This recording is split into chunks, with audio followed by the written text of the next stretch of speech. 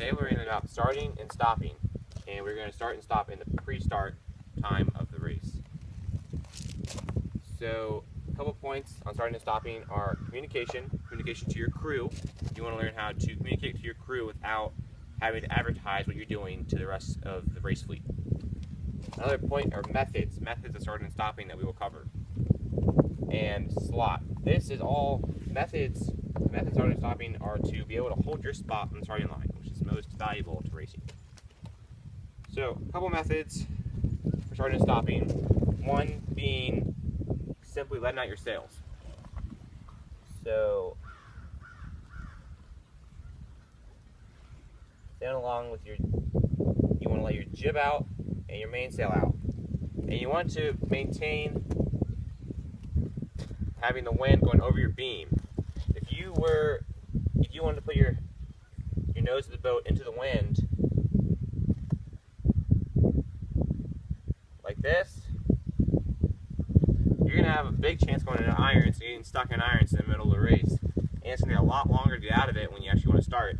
And with this, your slot in the race line is this long. Now when you're like this on the start line, your slot is about half that size.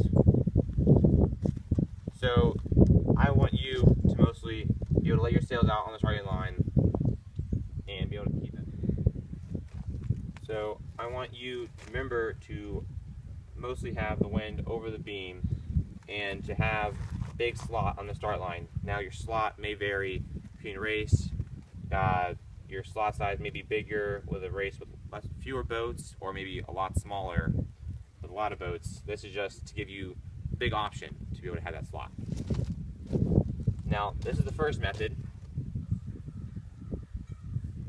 The second method is a more abrupt stop.